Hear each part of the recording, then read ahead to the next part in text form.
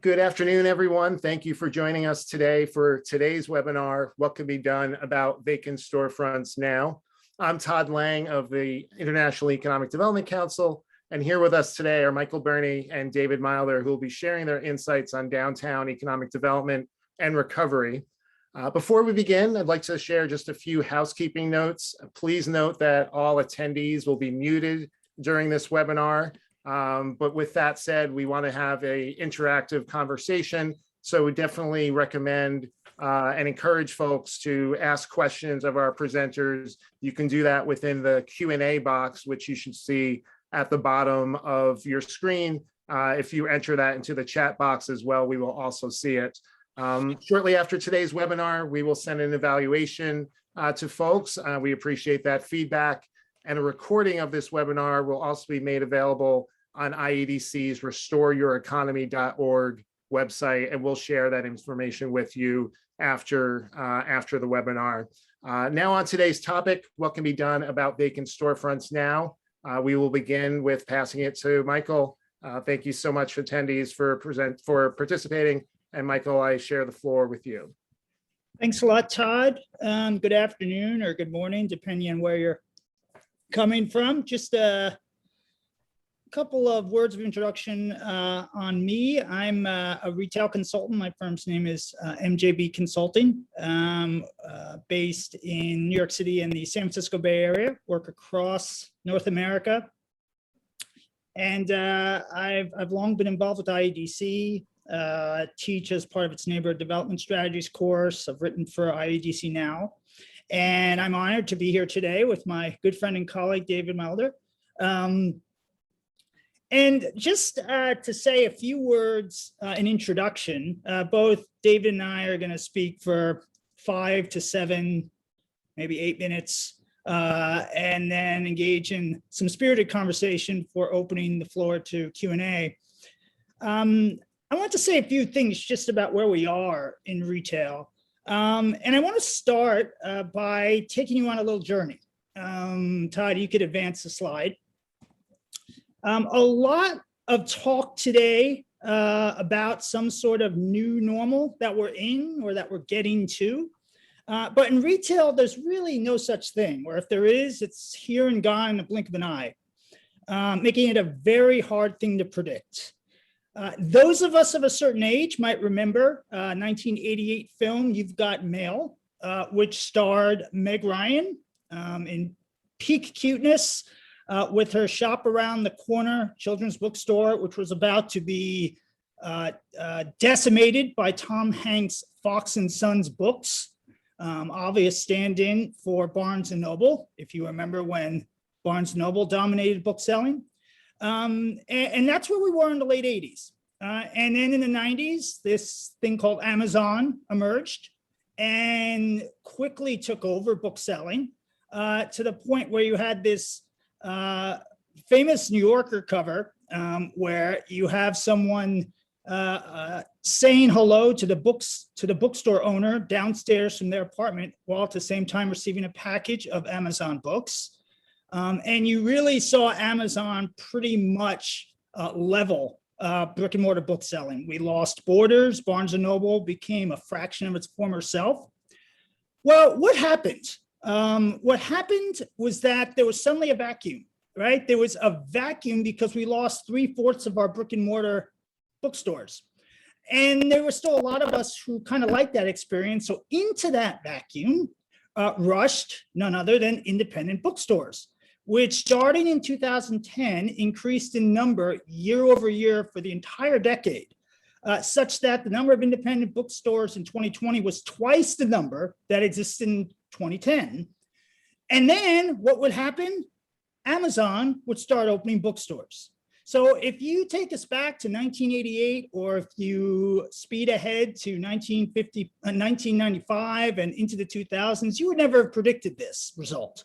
But this is where we are. So that new normal didn't really remain normal for very long. Next slide. So you see, retail takes us down some very unpredictable paths. That's the standard, not the exception. Yet pundits, analysts, investors, retailers, and yes, municipalities continue to cling to these narratives that proclaim a new normal for here ever after, ignoring so many signs to the contrary. It ain't what you don't know that gets you into trouble. It's what you know for sure that just ain't so. And I want to talk to you briefly about two new normals didn't quite pan out. After an especially difficult 20 months, what's become abundantly clear is that while we're still in the thick of it and facing some real near-term headwinds, both brick and mortar retail and downtowns are alive and well. Next slide. You'll probably remember last year, countless articles breathlessly proclaiming that we're going to see as much as 10 years of e-commerce growth within the span of 1 year. Well, after a year of shutdowns, capacity restrictions, and just outright anxiety about going into stores, e-commerce's market share rose a grand total of 2.2%, such that by the end of 2020, e-commerce accounted for 14% of retail sales, and that 14% includes curbside pickup. That includes curbside pickup. So if you actually consider the percentage of sales that's only online, that was ordered online, delivered to your home, that's still very, very much in the single digits. After 2020, after the year that we had, right? And what I think we're starting to come up against are some ceilings to the consumer demand. The plummeting of apparel and footwear sales last year shows that there's a limit to how many people are willing to buy such items online. But there's another secret here, which is really not said very often, and certainly not often enough, that selling things online is a huge money loser, right? For a variety of reasons. The costs are astronomical and rising, whether it's because of the cost of shipping, customer acquisition, returns. Even Amazon only started turning a profit on e-commerce in 2020, 26 years after its founding, right? Amazon at its scale, most of its profit has always been from the cloud, from cloud computing, not from e-commerce. Retailers cannot make money without stores, and that's why so many of them, the digitally native retailers, Warby Parker, Athleta, Untuckit, but also now Wayfair and even Amazon have started to open stores, because that's the only way you can reduce the costs of selling online, and that's the only way you can make the numbers pencil. Next slide. What's also surprising a lot of people is that except for big city central business districts, and except for downtowns that are filled or were filled with national chains, most downtowns have gotten through these last 20 months with limited damage. Now, I'm not in any way minimizing what retailers have been through, but the reality is that this did not turn out to be, or at least has not yet turned out to be, the existential threat to downtowns, to restaurants, to small businesses that had been widely anticipated. Furthermore, I would argue that once the pandemic ends, downtowns are better positioned to compete with e-commerce than most shopping centers. That's because the formula they happened upon in fighting the regional mall, food, beverage, and entertainment, small scale operators, texture and placemaking, captive submarkets, including residential, is just as effective in fighting the online threat. Whereas malls and power centers are filled largely with interchangeable commodities, and they appeal primarily on the basis of selection and convenience, which frankly, the internet just does better. Next slide. How can municipalities take advantage of all this? And we're going to get into this quite a bit during the next hour. Todd, you could fast forward to the next slide. Well, there's a number of ways. One is flexibility with uses to accommodate the changes in how retailers are starting to value storefront space. Storefronts are not just viewed as sales floors anymore, but at the same time, not giving up on retail, especially on your grade A shopping streets.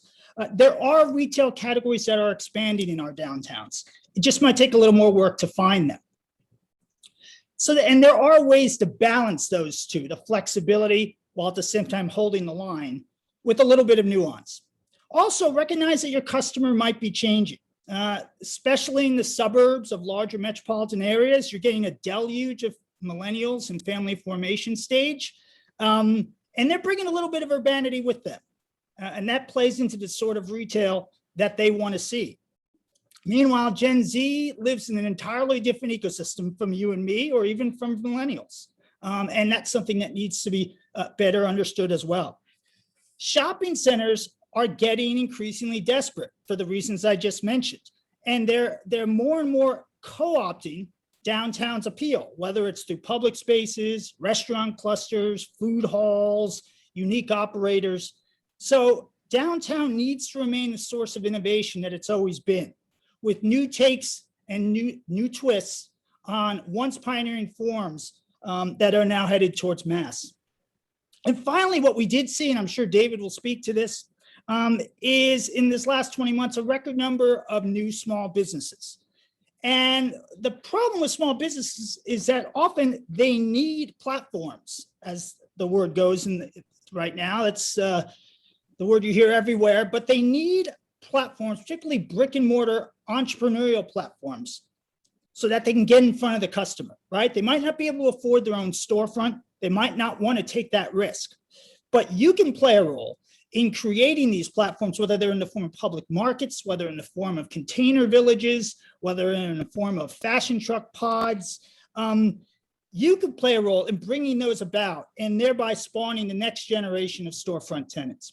So with that, I'm going to hand it over to David, and he's going to talk about a very interesting concept that he's been developing. I'll leave it to you, David. Thanks, Mike. As usual, I found your analysis right to the point and I've always learned a lot. I certainly agree that there's not going to be any retail apocalypse, and that our brick and mortar stores are here and will stay here. And the future of our downtowns looks very optimistic, and that we'll see a happy future. But I do think I would have to condition that analysis a little bit by saying, I think there's some variation.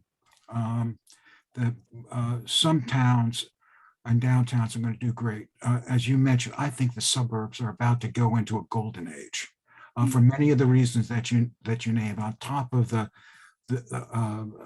new among the population influx of millennials and even Gen Zers is a lot of remote workers going in there, etc. Why don't you? I'm skipping my. Thank you. Okay. I think that our big cities are going to have also a better recovery than it looks like now, but it'll be different than what it was before. But I also think that for many downtowns, they're recovering to where they were before, and that was a troubled state. They were prior to the pandemic, they were challenged, and they're going to return to that same state of challenging. And also, I think retail, we don't know. It's going through the state process, Schumpeter's creative destruction. And while good things are happening on one hand, we don't know how many new locations are going to be, how much square foot are they going to be, how much is going to go into our, there's so many open questions you mentioned, so we really can't tell with definitively how things are going to go. So in that situation, to rely only on retail to fill your storefronts is not perhaps the soundest way to go. I'm not saying, of course, that they shouldn't look at retail, but I'm saying you've got to look at some others, and those are associated with what I call the central social functions. And for a long time, they've been doing similar jobs in these communities of bringing people downtown and engaging them into multi-purpose trips, which is really the key thing to a successful downtown. Next slide, please, Todd. And CFS are basically those functions that are associated with activity venues that facilitate people having enjoyable experiences with other people, usually friends and relatives, but importantly, sometimes strangers. This is an opposition to central business district type functions, which are mainly retail and office related establishments, and are really more concerned about the creation and management of wealth and creation of jobs, etc. Next slide, please.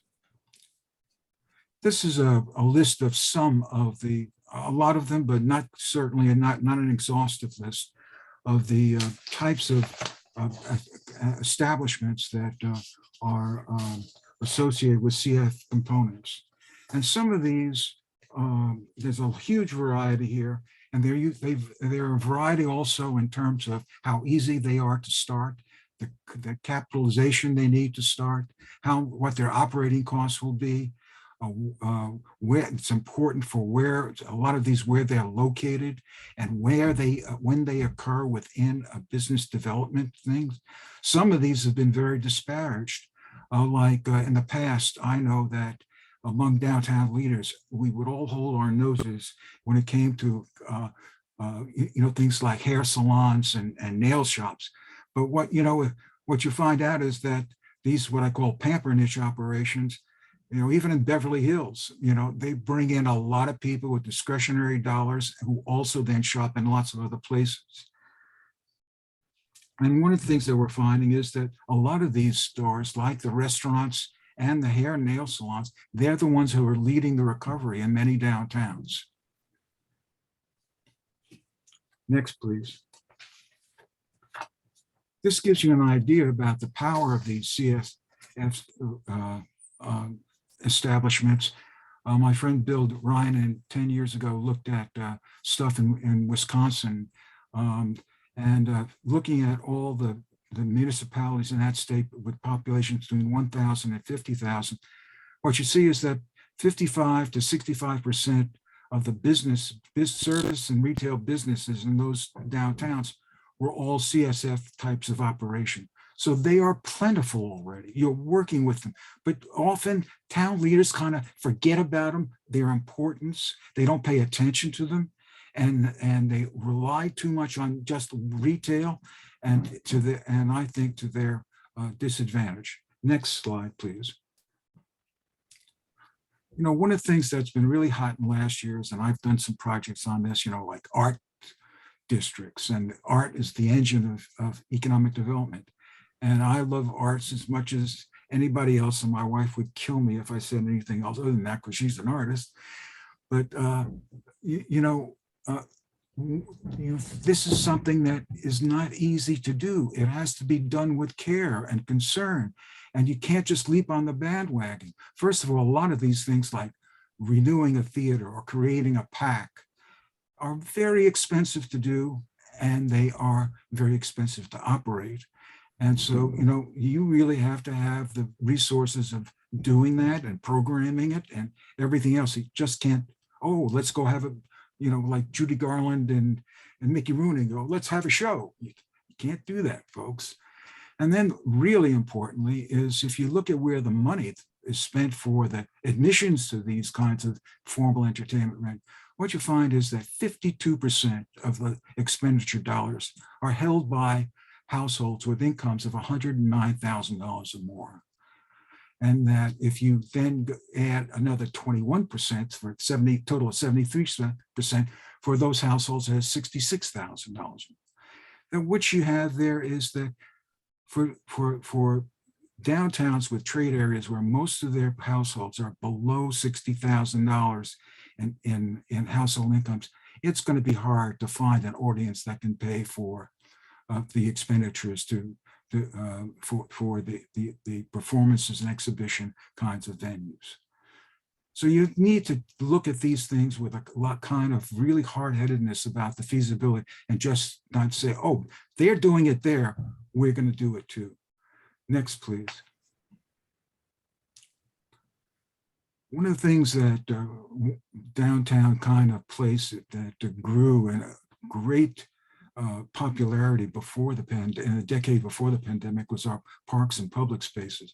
I mean, for example, Millennial Park in Chicago and Bryant Park in New York both doubled their attendance from around 6 million to 12 million over that decade. And then if you look at the power of these, like Central Park has 42 million visitors a year. That's an incredible amount of visitors. And if you look down below in that table, all 41 famed Broadway theaters only having a combined attendance of 14.8 million. And the Macy's has a combined, it draws about 20 million shoppers a year. So these can be very powerful places in terms of bringing people downtown. And it's also in smaller towns. A lot of smaller towns can have these parks and public spaces that'll draw 100,000 people. One of my favorites, Mitchell Park in Greenport, New York, out in the eastern end of Long Island, draws 300,000 people, for a town of 2,400 in the wintertime. So that's a lot of people to draw in. But here again, a lot of places, a lot of smaller towns and cities, when they create this park, they put it on the periphery of the town or on a back street. And the thing is, if you wanted to have its impact on businesses, on retailers, on other CSF or venues, they have to have proximity and visibility. And also they need input. They need feeders of downtown population segments that are going to be attracted to the park and prime the pump to draw other people in. So, this is a powerful thing for the future to be looked at. But again, where it's located, how it's programmed is important.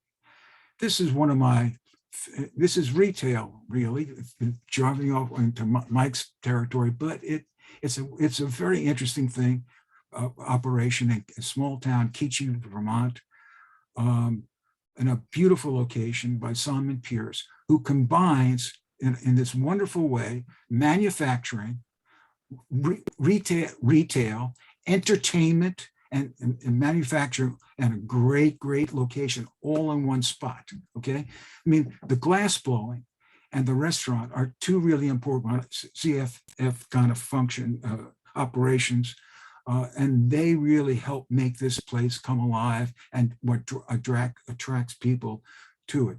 And this is kind of thing that lots of other downtowns and smaller places might look at in terms of drawing consumer-facing manufacturers into their downtown storefronts. And some of them may not be eager to do that in a full blast and take, Mike mentioned about finding a right platform. They may not want to do that, taking a full, 2,000 square feet or whatever, but as a part of another store or as something like a maker's mart where you collect things from the locality. This is a real thing to be looking into in the future. Mike, so I think that, what are the kinds of things that we can do or downtowns can do to help make, we mentioned kind of possibilities that for the future, both retail and CFF, central social kind of venues, how can they be successful in attracting them or developing them, which I think is really, for many of them, really the path to go? Yeah, no, I think there's a number of things that come to mind, certainly just based on what we've been talking about. That municipalities can play a critical role in developing these sorts of central social functions, whether it is a new public space, also these entrepreneurial platforms that I talked about. But I think also it's a matter of engaging with your property owners and your leasing professionals. Because when it comes to vacant storefronts, ultimately, they're the ones that are going to have the biggest impact, right? They lease the spaces. And this is, and landlords and brokers, as always, they have their hands full. Partly because, they're dealing with all of this like the rest of us, but also because of the way they're incentivized. They're not necessarily aware of some of the ideas or the tenants that have materialized elsewhere and might be interested in expanding. Sometimes it's a matter of,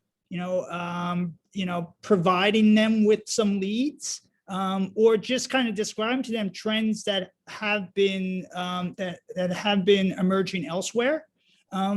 Because again, they're focused on matching a tenant to a space, right? And the quickest and most straightforward way of doing that, the better. That's what they're going to gravitate to. And so sometimes it takes another entity, municipal or quasi-public, to do the legwork of finding other possibilities. So it's not just the low-hanging fruit that they end up filling the space with. Anyway, go ahead, David. Well, I'm really glad that you talked about the landlords, because I've always said for a long time, I said, that in business recruitment, they're number one to look at. Right. Not the prospects, it's because you haven't got the space, you have nothing to sell, Right. But one of the things my work in recent years with smaller and medium-sized communities is that the affordable rents has really become an issue. And if I think you and I would agree that business development, startups, and the growth of small firms is really where a lot of stuff in these, the chains are not going to a lot of these places. No. Okay? But the market share that's been let loose by the dwindling malls and the older chains evaporating, for savvy retailers, they can be captured, but they have to start off small and vulnerable. And so they need, so one of the things that, I'm sort of searching for is, how can we encourage some of these landlords to do kind of like, rents based on sales volume, having balloon leases, where, if the guys don't make it after 3 years or 4 years or something, then they have to go. But they try to nurture them in the meantime. Or stuff like that. Is our bids in Main Street operations, the vehicles to get this to the landlords? I mean, a lot of them are on the boards and stuff. What do you think? Yeah, no, I do think that what's rather clumsily called urban place management organizations, and they range from Main Streets and bids and even CDCs, have an important role to play there, because for a number of reasons, the public sector can be somewhat compromised. They have to deal with a much larger range of factors and variables.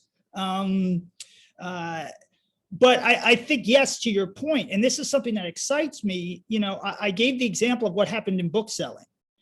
Theoretically, the same can happen now with a lot of other categories, because as you pointed out, David, with so much market share being lost in malls, there's all that consumer demand that's kind of there for the taking, and into that vacuum can rush, just like with bookselling, a smaller scale sort of operator. Now, I think you make a good point. It's not going to be larger brands. What I think it can be is not just these early stage entrepreneurs that we've been talking about, but also that middle ground of smaller chainlets. Absolutely. The operators that have three or four locations right in the region, right? And they're the ones that can take and run with it.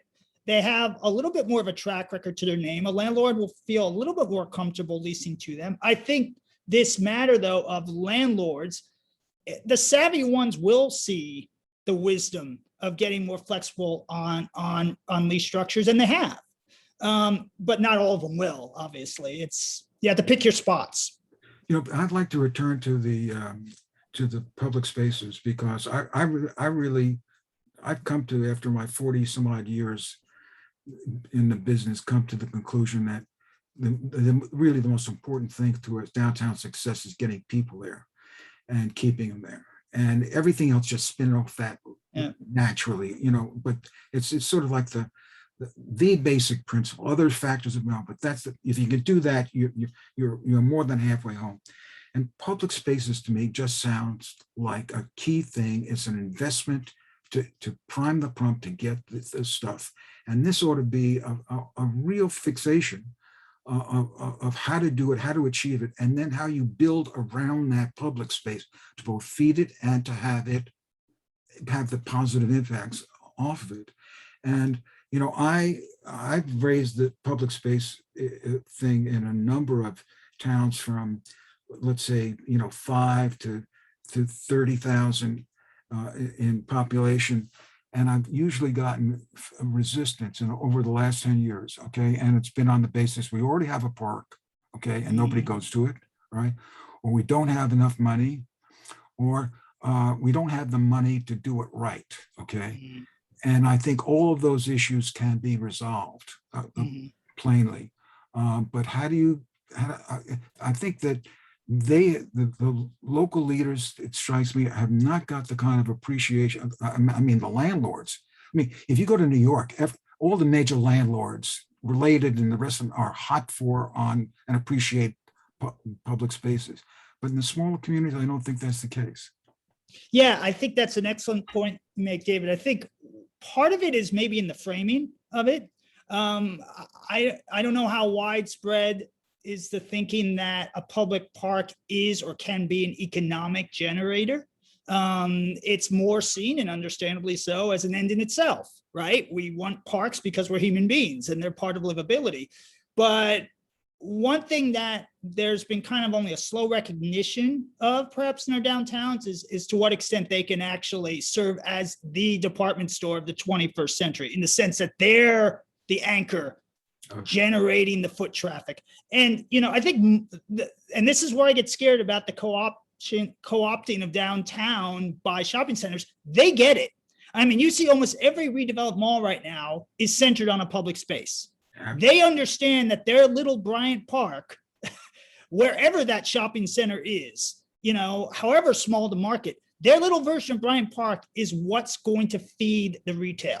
And the sooner we can get to that in our downtowns, I think you're right, Dave, the better. Now, it's all a matter of nuance. You mentioned design. Obviously, Central Park is how many square miles? 2.5 by 1.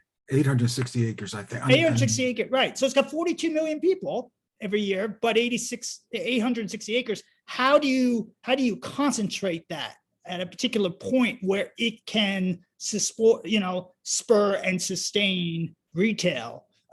Is another question entirely. But I think the larger point you make is the right one, that how do we frame this as an economic generator rather than just as an end itself? The framing, think about a lot of these CFF venues is that the linkage to the retail is indirect, that it is through the residential stuff. The same thing happened around Lincoln Center. Lincoln Center itself has had, the audience impact has been very little on the retail nearby, except for the restaurants, okay? Right. The GAFO retail has really been impacted by the residential growth. The residential growth was impacted by two things: Central Park to the east, and the Lincoln Center spurring the redevelopment and that's provided the new housing. So I think that's a linkage there. Yep, I think that's a good point. And for those of you in the audience who aren't familiar, when we talk about GAFO, we're getting jargony on you. Sorry. Why don't you define it for them, David? It's basically a department store like merchandise, comparison shopping, clothing and shoes, and I think that's the point. That the residential is more the driver there than Lincoln Center was. David? Should I go ahead? There's a couple questions in the Q&A. Rachel has asked, do you think there could be an appetite for Main Street to go back to the model where business owners would live above and work below? If you think this would be beneficial, how could this model be supported? And do you want to work with that? Well, I think it definitely would be beneficial. Okay, I think that is the other thing I would like to see is I'm really big in terms of downtown businesses owning the buildings in which they're located. Yeah, but I mean, they tend to be the most stable long-term businesses. They tend to be the one usually very well liked within the community, and to the degree to which the above residential, I've not been asked to what can be stimulating this, but I obviously the first thing comes to mind is a program that really provides incentives for it in some manner. Mhm. I think that would be best part of it, having an ownership program altogether that would tie the residential with the business. Yeah, and you know, I'm thinking, shooting from the hip. no, I mean, and I think that's well put. I think one other issue which I've detected especially in smaller cities and towns is that sometimes there's a perception of upper floor housing that might be getting a bit dated. That, oh, if you put apartments upstairs, it's just going to be, Low class. low class, and and that's kind of a link, kind of a remnant that we're dealing with. And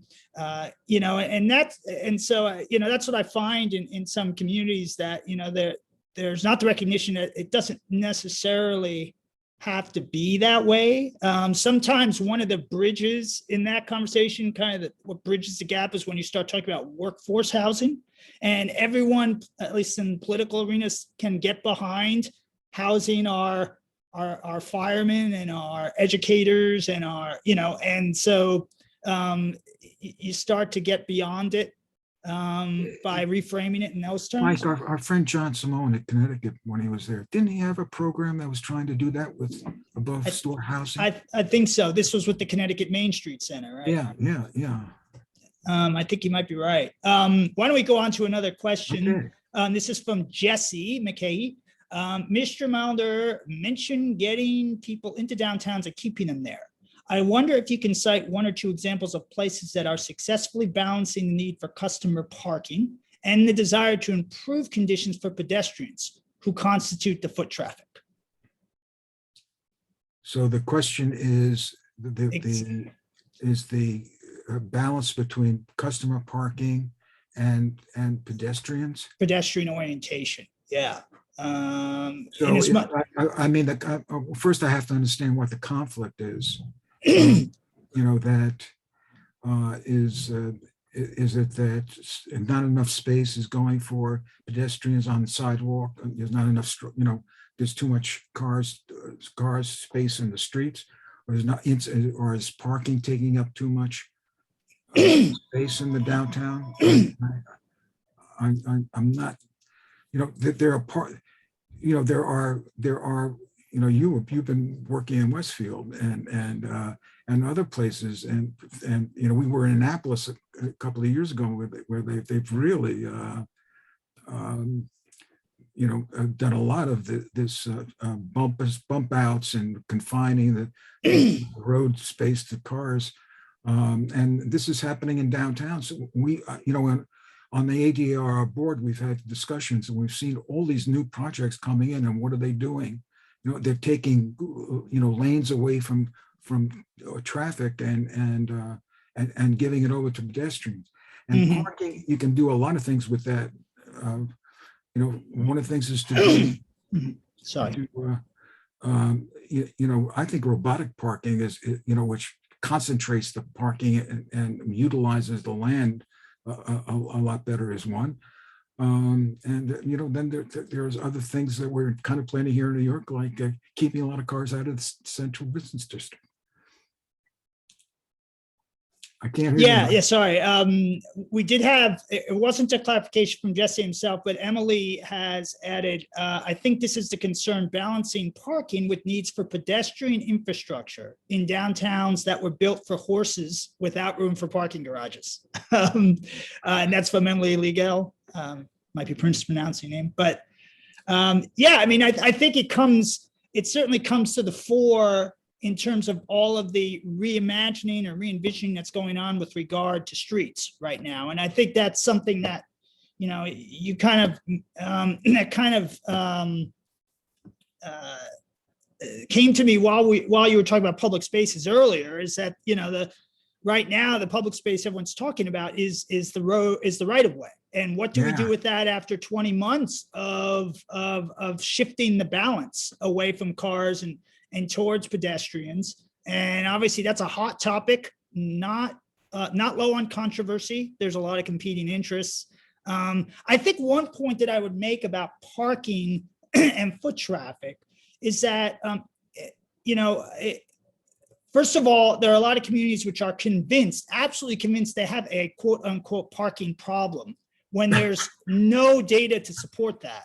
Absolutely. There are people who do this for a living. They analyze whether there's enough parking.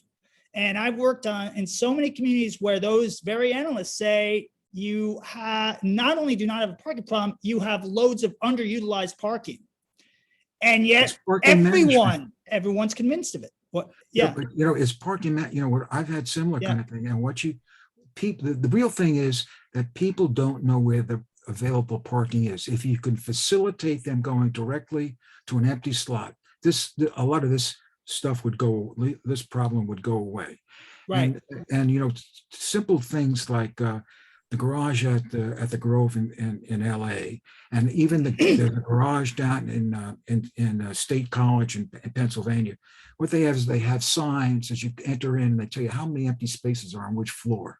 Right. I mean, just a simple thing like that. And then there are apps, I think, in your area in San Francisco that actually reserve spaces that you can go to and stuff like that. I mean, those are some ways that can be managed. And parking wayfinding signage. I do think that, and this was the point that I was going to make, was that there's downtown, as we all know, is never going to be able to compare to a shopping center in terms of in-front parking. It's just not, right? But I think that different kinds of retail have different demands for parking. Yes, if you're the sort of business that caters to in and out customers, you're a convenience-oriented business like a dry cleaner, right? You want your customer to be able to park right in front, come in, go out, and leave. And that can often be accommodated through, free 15, 30-minute parking, whatever. But if you're a different sort of business, if you're a business which is more destination oriented, whether it's, if you're one of many boutiques in a downtown, or if you are a movie theater, people who come for those sorts of uses, they'd love to be able to park right in front. Is it a deal breaker if they can't? No, because they're going to be there for a while, and they're there as a sort of leisure visit. They will park a block or two away. They might even be willing to pay for it, right? So I think it varies based on what kind of retail is in your downtown. My favorites are always the business owners who complain about parking, and then they and their staff park right in front of their store. Right in front, right. How many times have I seen that? I wish I had $1 for everyone. Yeah, and too many communities and elected officials kind of get taken by that and continue with parking policy that really makes no sense, just so that these merchants aren't upset about losing their parking spaces in front. It's I think my larger point though is that it has to be studied, and I think again there's different criteria that need to be considered for different types of retail, and that should play into the approach as well. David, there's another question and before we go to the next question, Emily just had a follow-up. Visitors don't mind. It's the locals who do not like being able to park in front of their favorite restaurant, along with the businesses not having staff parking. And that's true. My point is always that, no one wants to have to walk a block away when theoretically they could park right in front. No one likes that. The question is, for how many people is it actually a deal breaker? And I think that's really the question needs to be asked. I think there is an additional concern when you have an environment where there's high crime or perceptions thereof, because then you have worries about attracting and keeping employees, which, as we all know, is quite a struggle right now. But generally speaking, but anyway, David, the next question from an anonymous attendee: are there any common characteristics among the landlords who would be more likely to be flexible in their leasing? Well, I found in my experience with landlords that, they're just like everywhere else. There's some really good ones, there's some mediocre ones, there's some bad ones. And the thing to do is to identify the good ones that you can work with. Those are the ones I try to recruit to my bid boards, SID boards, or whatever, and work with. And then you have them model the behavior And if they're successful, you'd be surprised how many, landlords are just like retailers. They're like sheep. They'll follow too. And they will follow a well-modeled kind of program, and they'll buy out. Now there's always these outliers who are real. I won't use the cuss word, that's appropriate. And there, you just can't deal with them. You write them off, Right. But you work with who you can work that are good, and you get things done, and then you see how that kind of spills over. I think that's the best strategy that I've come up with. Yeah, I mean, well said, David. I think definitely not pushing the biggest rock up the steepest hill, but rather going where there's going to be greater receptiveness. I think there are certain property owners that are more likely to bring that receptiveness. Theoretically, at least, a property owner that has a much larger portfolio of retail space, or even of multiple uses, because there they might have more of a motivation to, at least with some of their spaces, be flexible with potential loss leaders. So landlords like that. Mike, you're raising, pardon me, Frank, but Sure, you're really raising a very important point here, because there's been a real differentiation in the types of owners of retail space over the last decade. Yeah. There are those who are really property owners who know how to deal with merchants. And then there's this other kind who are really out for getting the most, reap the most immediate reward out of it that they can. What I call the bean counters, who've taken over a lot of these real estate operations. And one you can work with, the other ones are really, really, what can I say? Yeah, and those are the ones to kind of leave till later if they're ever going to come around. I think, but the ones that have the larger portfolios, again, theoretically, I think a couple others are ones that are mission driven. The most obvious, perhaps, universities, at least in theory. Some have become a lot more proactive, recognizing that retail is part of the student's experience and the faculty experience. And then also mission driven in some ways, because there are developers out there. You're lucky enough if you have one in your town who are out for posterity. I mean, perhaps the best example of that, San Antonio. Anyone who knows San Antonio or knows Texas knows about the redevelopment of the Pearl Brewery north of downtown. That was by a gentleman, Kit Goldsberry, who had a wildly successful salsa company that he sold to Campbell Soup. And he took the money and he said, I'm going to have my legacy. I'm going to redevelop this old brewery. And now it is the hottest spot in San Antonio. And he was basically willing to buy an initial collection of top-notch restaurateurs to get this location on the map. He was willing to be ultra flexible. He was just taking a percentage rent. He paid for all of the build out. He needed to get something there that would kind of put it on people's radar screens. And the rest is, as they say, history. So if you're lucky enough to have one of those, but those mission-driven property owners as well. Again, if you're lucky enough to have one. Anyway, go ahead, David. Sorry, I'm interrupting you. We got another question here from Sam Bailey. In communities dominated by seasonal tourist-driven economies, what can be done to ensure year-round traffic in downtowns?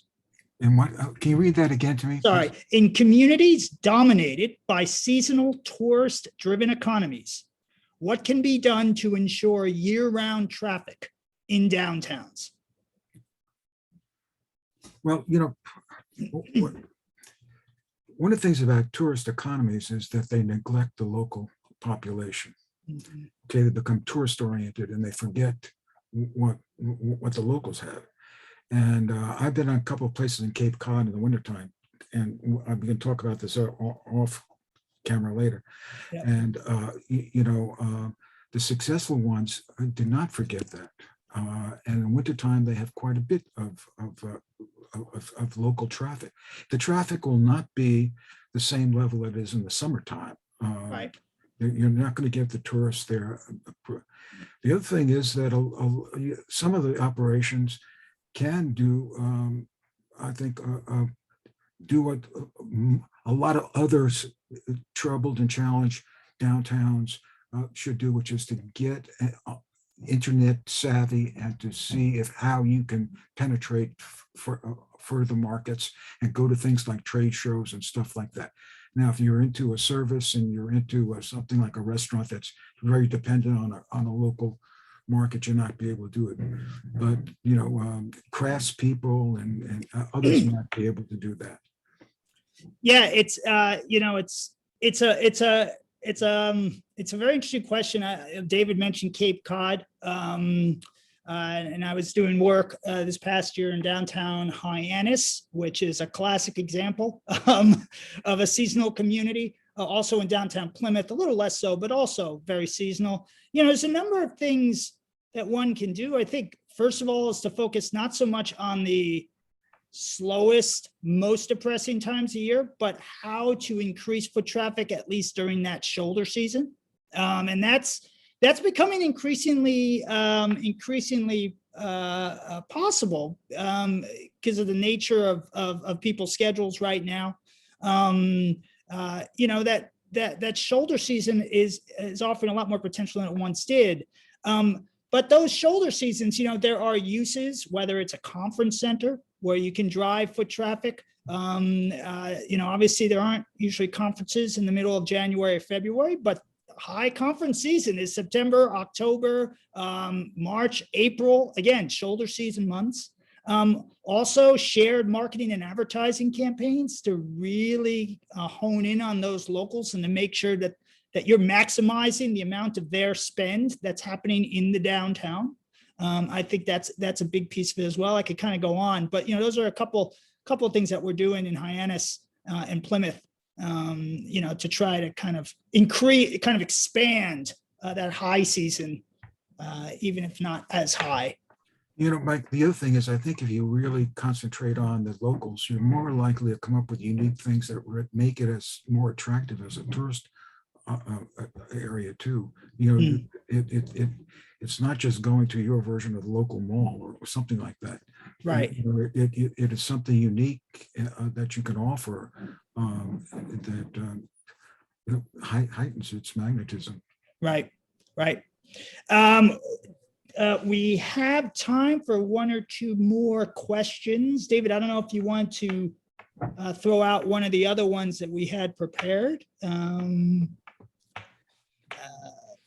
I wanted to, what are some of the major unappreciated assets that can be leveraged to help attract these tenants? Mm-hmm. Yeah, I mean, I think that the one of them is what we've been talking about before is these central social functions. I think that slide that you put up there, showing all of those uses that are now basically that 21st century department store.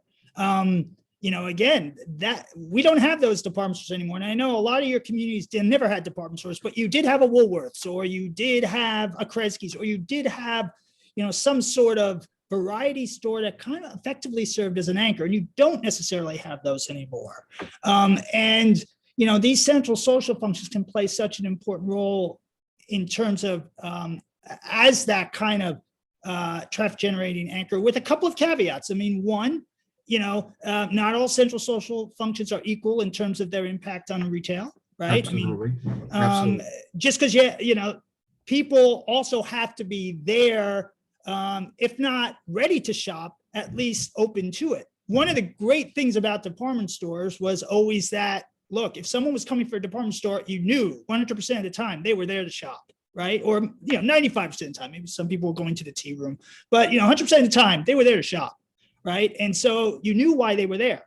Office workers, they don't have much time during the day, and they generally aren't shopping during that time, right? They might be taking care of some errands, eating some food, getting an injection of caffeine, but the range of categories they support are much more limited. So, so I guess that's the first caveat. And the second caveat is in the design, right? Is where you place these central social functions so that they are generating foot traffic past all the businesses. If you think of your typical mall, and again, the mall is not the model in so many ways.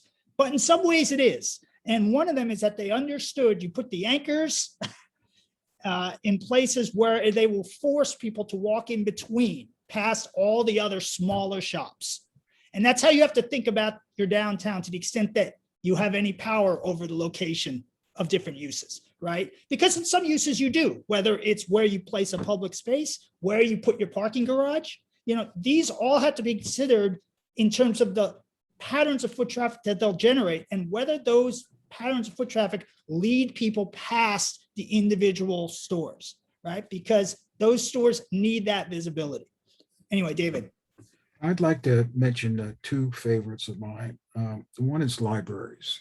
Mhm. I think libraries are growing to be the community, the information-based community centers, and they have become also start business development centers as well. And a lot of the small business that you want to fill your storefronts are going to be facilitated by what's going on in your savvy libraries, from maker spaces to meeting rooms to just a kind of like a mini consultant information service they provide to startups and stuff. I mean, really terrific in a number of these places. You go to places like Homer, New York, or Westport, Connecticut, and what these libraries are doing are just incredible, and that gives what can be built next to them to feed off of that, etc. The second thing is. And this, I think, is an example of how you got to look for things. I really think that senior housing is really one of the most important things that can be done in terms of, for instance, like developing a small town public space, because seniors are going to be there all day long. And they like public spaces, and they like see public spaces where kids are playing, etc. And so they prime the pump to draw other people in there. And of course, they're famous for their early bird special meals and, and this, that, and the other thing. And so in terms of having a pump priming local population, which is something that you need to look at, and, senior housing can be really, really very quite valuable. So it shouldn't be snickered at, and of course you shouldn't snicker at your beauty shops, because they're bringing in people who have demonstrated, discretionary dollars they're willing to spend and do spend. And not for nothing, but they're thinking about beauty, which oftentimes lends itself to other sorts of purchases in the fashion realm. Yeah, I would second that about civic uses. Some of this is beyond the municipality's control, but some of these uses, whether it is a public space or whether it's a library, and what's also important about a library, not just the sheer numbers that they generate, but the diversity of foot traffic that they attract, arguably more than most other potential anchor uses. So anyway, Todd is instructing me that we are reaching our hour limit. So I want to thank you for all joining us today. And if you have any additional questions, please do feel free to email me or David or Todd, and he'll get them to you. And now I'm going to hand the floor back to Todd to wrap it up. Thank you so much, Michael and David. Just really great practical insight and information that you shared today. So we really appreciate your information and the time that you're volunteering to share this with IEDC members and stakeholders. IEDC wants to make sure to thank the U.S. Economic Development Administration for their continued support of today's webinar and many things IEDC. And we also want to thank Southwest Airlines, which helps to support much of the ability for us to get to the places that we support throughout the country. This webinar presentation and the recording, it will be available on restoreyoureconomy.org. All attendees will get a link to that. And that site, restoreyoureconomy.org, also has a lot of valuable resources for economic developers on COVID-19 and disaster preparedness and post-disaster economic recovery. And I also want to make sure that people take a look at iedconline.org, IEDC's website, for a full list of upcoming free webinars offered to IEDC, as well as our pay webinar services that will be kicking off in 2022. So With that, again, Michael and David, thanks for your time. Audience, thank you for participating, and we look forward to seeing you here virtually and hopefully in person in the near future. Thank you. Great. Thank Thank you, you. everyone. Have a good day. Bye-bye.